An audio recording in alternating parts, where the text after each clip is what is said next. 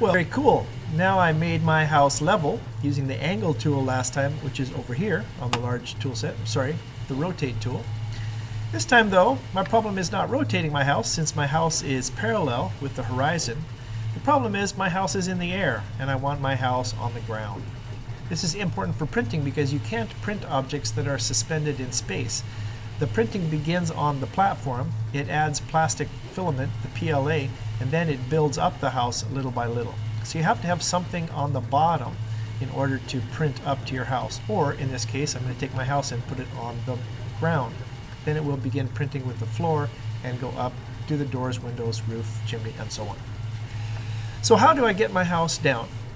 Well, you might think, hey, I'm going to use the hand tool and grab it. But the problem with the hand tool is it moves your object and it moves all of the reference axes. See how the red and blue axis look like they're moving? Because I'm actually shifting the whole image over. Well, that's a problem. I only want to move the house. I don't want to move the axes.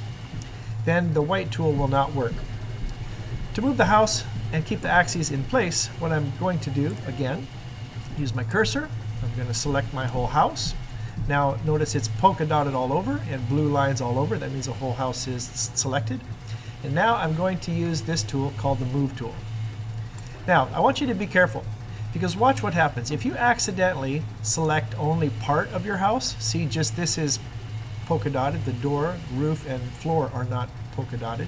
If I do that and then take the Move tool, look what happens to my house. Okay, I'm only moving that wall, and that's a problem. So when you do this, make sure, whoops, when you do this, sorry about that. When you do this, make sure that you have selected the entire house. Okay, the whole thing should go polka dotted and blue. Once the whole thing is polka dotted and blue and you use this tool, the Move tool, then it will move the whole house because you have selected the whole house. Now here you have to be a little careful. Notice you have these axes references. That's helpful. This is parallel with the horizon or parallel with the red axis. That's good. This is actually moving it closer to me. This is moving it farther away. So what I'm trying to do, right, is not move it closer or farther away, but I want to move it down to the ground. Well, let me try this first. I'm going to push it over here. So I have moved it into that quadrant. Now I'm going to grab it and try putting it down. Okay. I'm just going to have to look at this horizon carefully. Oh, looks like I have it right on the horizon or just barely above. Let's go back to my Move tool. I'm going to move it over. Whoops. I'm going to move it. Notice that these tools, they have a mind of their own because they're trying to help you, and sometimes it's helpful and sometimes it isn't helpful. So I think here that I am now on the ground. Let's check. Yep, I'm doing pretty good. Just going to go back and I'm going to shift my house over. There you go. Whoops. So my whole thing is in that quadrant.